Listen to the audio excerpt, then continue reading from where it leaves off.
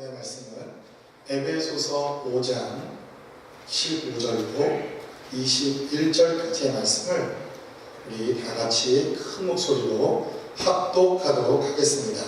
그런즉 너희가 어떻게 행할 것을 자세히 주의하여 지혜 없는 자 같이 말고 오직 지혜 있는 자 같이 하여 세월을 아끼라. 때가 악하니라. 그러므로 어리석은 자가 되지 말고 오직 주의 뜻이 무엇인가 이해하라. 술 취하지 말라. 이는 방탕한 것이니 오직 성령의 충만을 받으라. 시와 찬미와 신령한 노래들로 서로 화답하며 너희의 마음으로 주께 노래하며 찬송하며 범사에 우리 주 예수 그리스도의 이름으로 항상 아버지 하나님께 감사하며 그리스도를 경외함으로 피차 복종하라. 아멘.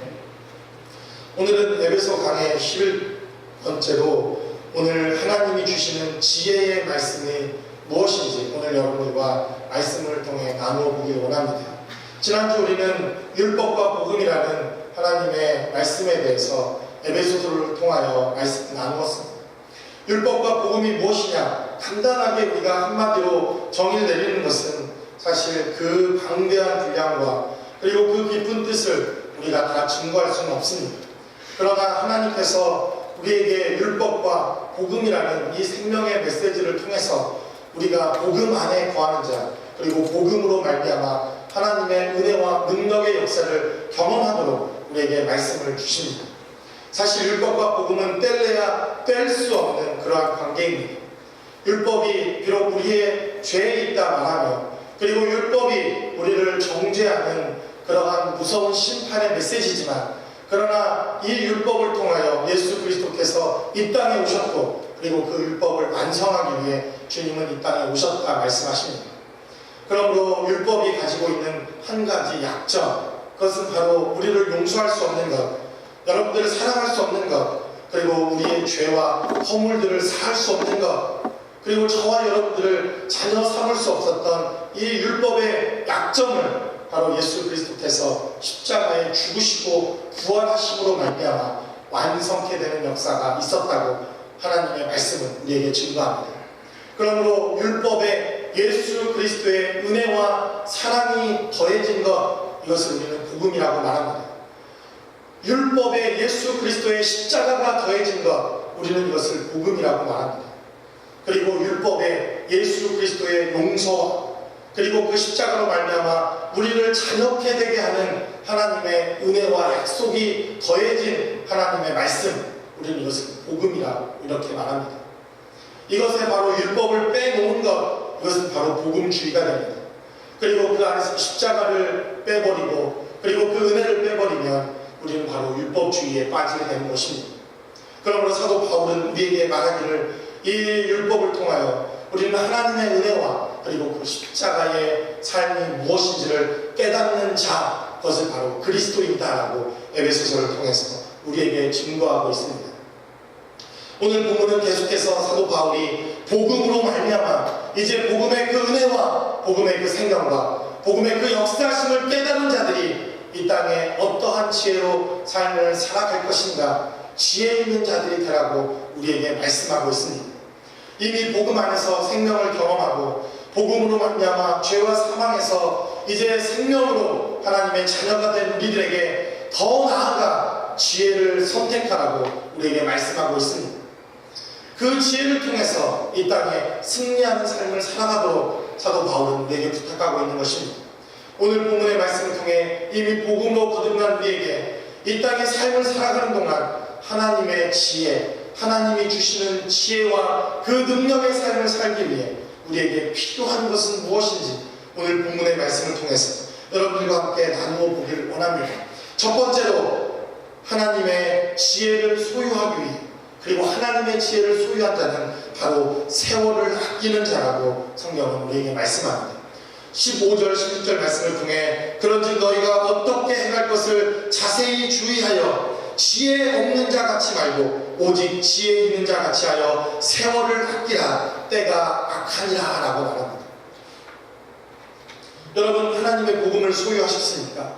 그리고 그 복음으로 말미암아 여러분들이 이 땅의 삶을 승리하는 지혜자의 삶을 살기 원하십니까? 그렇다면 여러분, 세월을 아끼십시오. 성경은 우리에게 말합니다. 너희가 지혜 없는 자같이 그렇게 행하지 말고 지혜 있는 자같이 행하여 세월을 아끼라라고 말합니다. 여러분, 이런 우스갯소리가 있습니다. 10대에는 세월이 10마일로 흘러가고 20대 되니까 세월이 20마일로 흘러가고 30대 되니까 30마일, 40대가 되면 40마일로 흘러가는 게 아니라 40대가 제가 되어보니 50마일, 60마일, 100마일로 흘러가는 것 같습니다. 세월이 얼마나 새같이 빠르게 지나가는지 저는 아까 우리 제이미 전사님과 이야기 나누면서 25살 이후로 나는 내 나이를 카운트해 본 적이 없다. 여러분, 저는 어제도 25, 오늘도 25, 내일도 25입니다.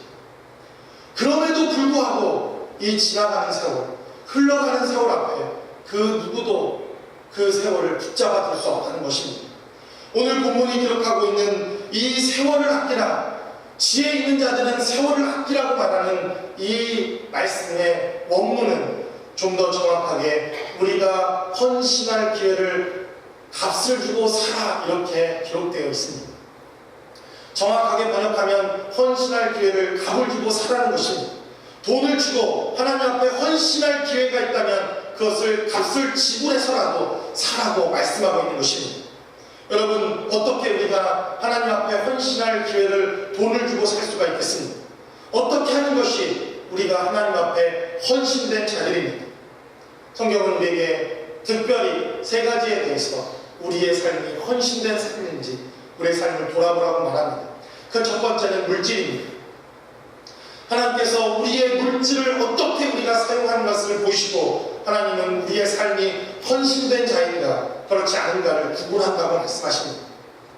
제가 여러분들에게 이렇게 말씀을 드리는 것은 헌금을 많이 하고 교회에 재정을 담당하는 많은 부분을 여러분들이 헌금하라고 이야기하는 것이 아닙니다.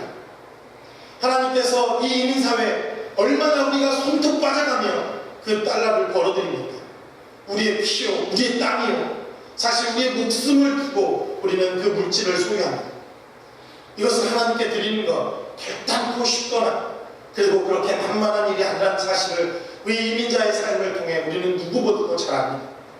사실 일불이 없어서 얼마나 우리 마음이 안타깝고 힘들고 두렵고 그리고 어려울 때가 참 많이 있습니다. 그럼에도 하나님께서는 우리에게 바로 이 물질의 노예가 되지 말고 우리더러 청지기의 삶을 살라고 부탁하십니다.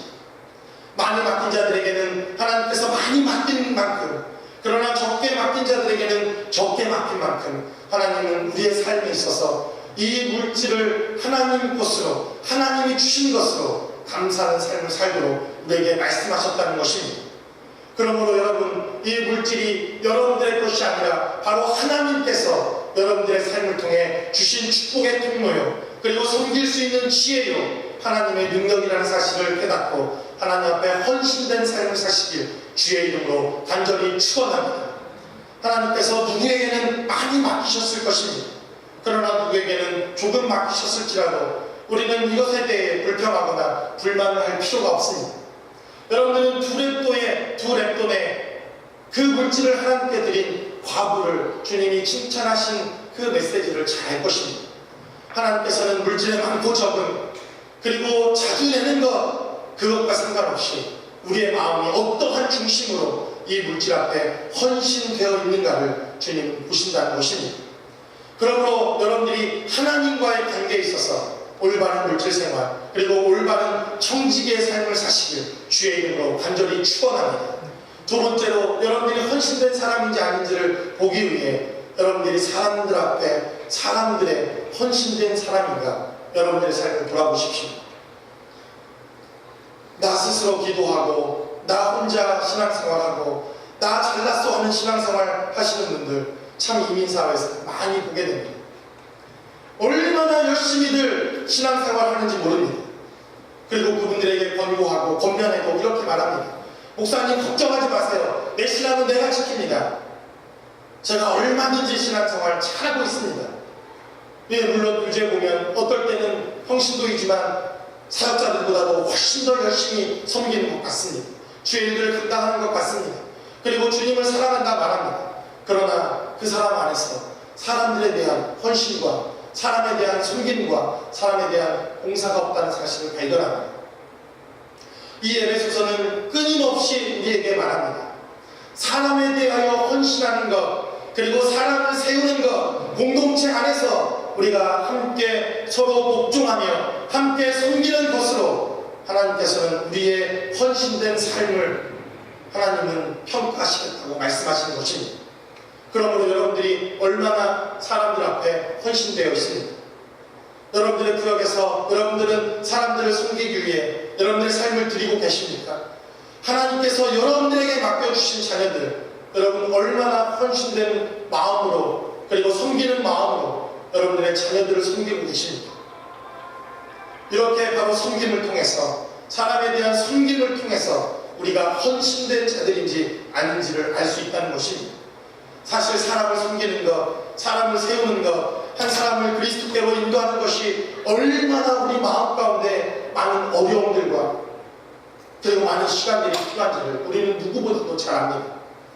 그러므로 여러분 낙심치 마십시오. 낙심치 마시고 사람들 섬기는 일에, 그리고 주의 자녀들을 섬기는 일, 여러분들의 삶이 헌신되어 있으시기를 주의 이름으로 간절히 축원합니다. 마지막으로 성경은 오늘 본문에 기록되어 있는 것처럼 시간에 헌신되어 있는 사람들을 바로 헌신하는 사람들이라고 우리에게 말씀하십니다. 24시간, 한 달 30일, 그리고 1년 365일, 사실 우리에게 공평하게 누구에게나 하나님께서 가장 공평하게 저와 여러분에게 나누어 주신 것이 있다면 바로 이 물리적인 시간입니다. 공부를 많이 한 사람에게는 하나님께서 30시간의 시간을 주셨다. 공부를 적게 한 사람들에게는 10시간, 그리고 물질이 많은 사람들을 하나님께서 이 세월을 살 수 있는 기회를 주셨다면 어쩌면 우리는 이 시간 앞에서 하나님께 불평과 원망을 할 수밖에 없을 것입니다. 그러나 이 세월이라는 것, 이 시간이라는 것이 얼마나 하나님 앞에 공평하며 공정한지, 많이 배운 자나 적게 배운 자나, 나이가 많거나 적거나, 그리고 미국 땅에 살거나 아니면 선교지에 살거나, 하나님은 공평하게 24시간이라는 시간, 그리고 한 달이라는 시간, 그리고 1년 365일이라는 시간을 저와 여러분들에게 공정하게 주셨다는 것입니다. 그러나 오늘 본문은 우리에게 말합니다. 세월을 아끼는 자들이 있고, 그러나 지혜롭지 못하여 세월을 허송세월하는 사람들도 있다는 것입니다. 여러분들은 지난 일주일의 삶을 통해 얼마만큼 하나님께 여러분들의 시간, 아니 하나님이 주신 하나님의 시간을 하나님께 헌신하다가 이 자리에 오셨습니다. 여러분들의 시간처럼 막 쓰지 않으셨나요? 내 것인 것 마냥 여러분들이 하나님의 시간을 도적질한 그러한 삶의 시간들은 없으십니까? 성경은 우리에게 말씀합니다. 바로 이 세월을 통하여 우리에게 영생의 삶을 살 수 있도록 하나님이 주신 기회라는 것입니다. 세월이 얼마나 빠른지 저는 가끔 어르신들이 이야기하는 이야기를 듣습니다. 시집 온 것이 엊그제 같답니다. 결혼한 것이 엊그제 같답니다. 그런데 이제 연로해서 정말 세월이 너무 살같이 지나갔습니다. 얼마나 세월이 빨리 지나가는지 붙잡을 수만 있다면 그 세월을 붙잡고 싶습니다. 아마 여러분들도 그 노래를 잘 알 겁니다. 가는 세월, 그 누가 막을 수가 있나. 세상의 사람들도 가는 세월을 붙잡을 수만 있다면 돈을 주고라도, 값을 주고라도 이 세월을 붙잡는 일에 자신의 물질과 삶을 아낌없이 드릴 것입니다.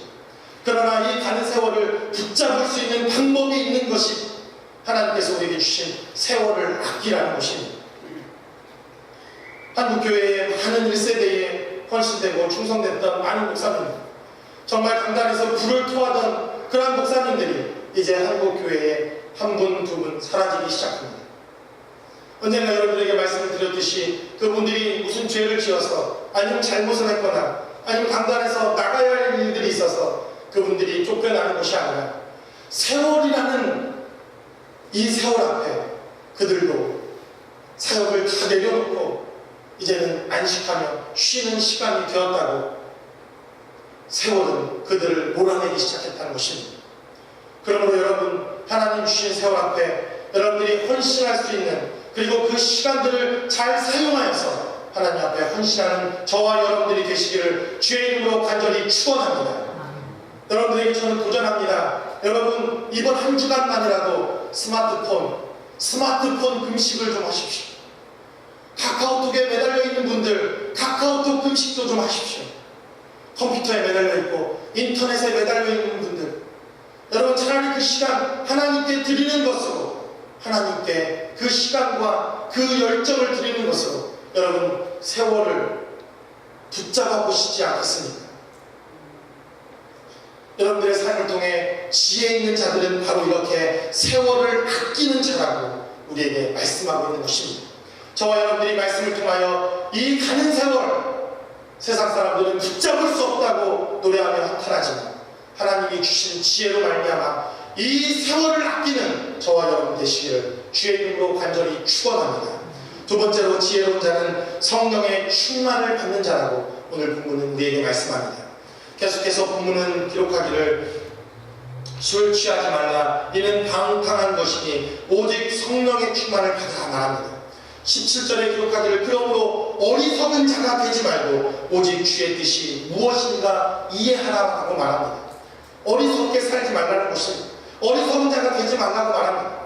하나님이 지혜롭게 지혜로운 자가 되어서 하나님의 지혜를 소유하라고 말합니다. 그리고 주님은 우리에게 부탁하시고 명령하시길 성령의 충만을 받으라 말합니다. 여러분, 성령의 충만을 받는 것이 지혜자요 지혜자의 삶이라고 성경은 우리에게 가르칩니다. 왜 그렇습니까? 성령은 하나님의 영이요 하나님이시요 하나님의 신이시요 하나님의 능력이 되기 때문입니다. 그러므로 여러분, 성령의 충만을 받으십시오. 그 성령의 충만함이 바로 지혜자의 삶을 살아가는 하나님의 지혜라고 우리에게 말씀하고 있습니다. 성경은 우리에게 밝히 말하기를 예수 그리스도께서 십자가에 죽으시고 부활하시고 난 이후에 우리에게 첫 번째 명령을 주신 것이 바로 성령을 받으라는 것입니다.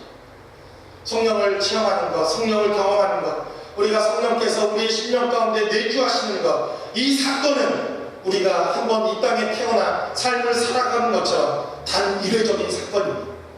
우리가 예수 그리스도를 주로 시인하고 그리고 주님께서 나의 구원자 되셨다고 시인하면 그 성령 하나님께서 바로 여러분들의 영혼 가운데 영원히 내주하시겠다고 약속하십니다.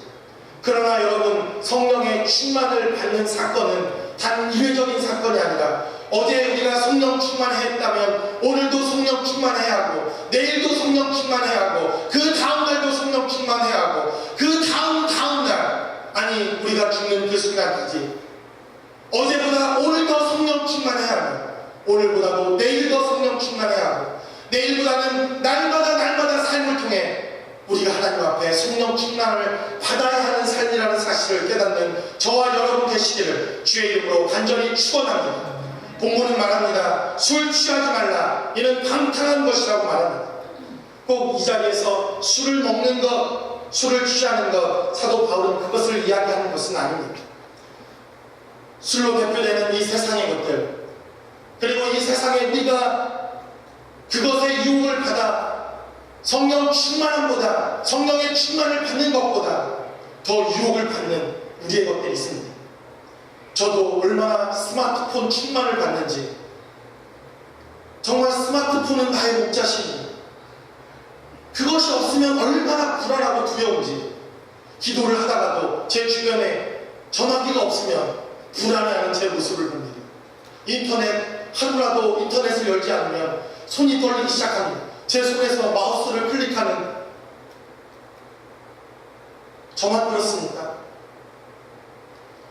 우리가 얼마나 성령 충만한 하나님과 동행하는 것을 방해하는 수많은 방해 요소들을 우리는 이 땅의 삶을 살아갑니다. 사실 2시간 무릎 꿇고 앉아 주님과 동행하며 기도하는 것이 얼마나 어려운지, 그러나 드라마 2편, 비디오 가게에서 보통 2편씩 들어있는 그 비디오 2편을 보는 것은 얼마나 시간이 빨리 지나가는지 성경은 우리에게 당부합니다. 성령의 충만함을 경험하라는 것입니다. 성령의 충만함을 통하여 세상이 주는 유혹과 세상이 우리를 지배하고자 하는 것들을 능히 이기라고 주님은 우리에게 말씀하십니다. 그러므로 여러분, 이번 한 주간 우리를 충만하게 지배했던 세상의 것들을 내려놓으시고 단 하루만 여러분 도전해 보십시오.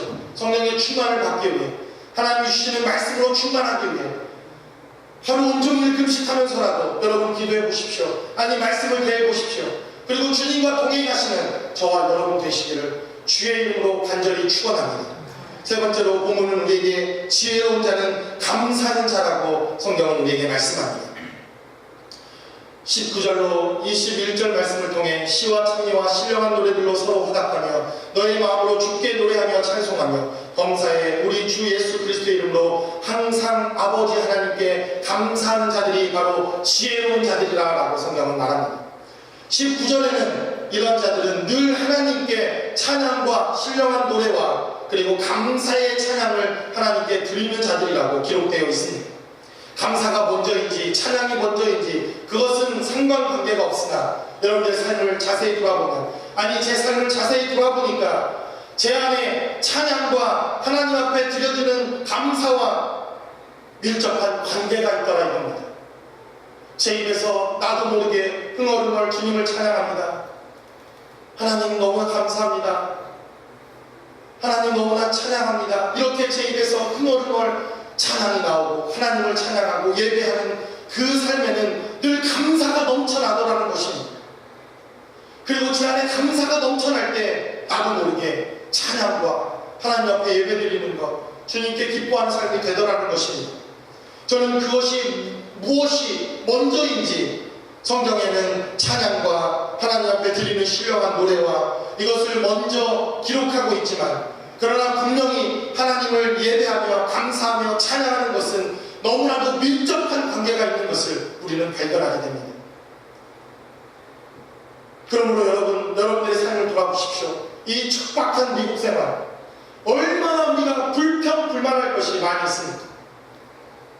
옆에 앉아있는 배우자를 보더라도 일단은 감사할 제목보다는 불평할 제목이 훨씬 더 많은 것이 저와 여러분들의 삶이 아닙니까? 솔직하게 저 또한 감사의 제목이기보다는 하나님 앞에 정말 간절히 기도하는 불평의 제목일 가능성이 훨씬 더 많다는 것을 저는 여러분들에게 고백합니다. 그럼에도 불구하고 감사해 보십시오. 그러면 어느 날 정말 못 하나 제대로 받지 못하는 남편이 감사하기 시작할 겁니다. 못을 제대로 받지 못해도, 전구 담아 제대로 바꾸지 못해도 전구 담아 하나 바꾸지 못하는 그것이 감사하기 시작할 것입니다.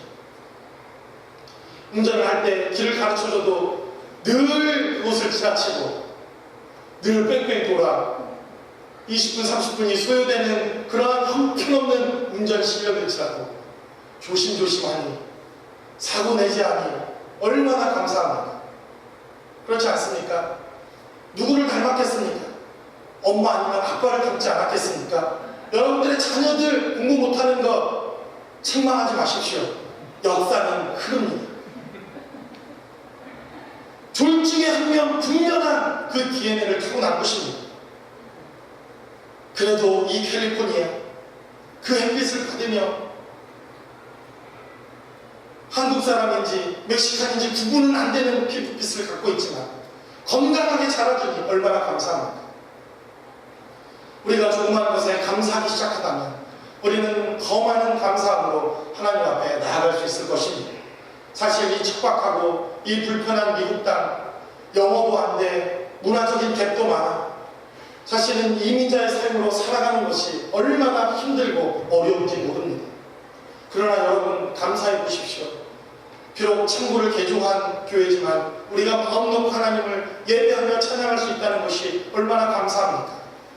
이 무더운 이곳 아프리카의 선교사님은 너무나 무더워서 그 막내 아이가 또 말라리아에 걸려 다시 또 투병 생활을 하고 있다고 합니다. 그러나 이 캘리포니아 땅 모기가 없어서 얼마나 감사합니까?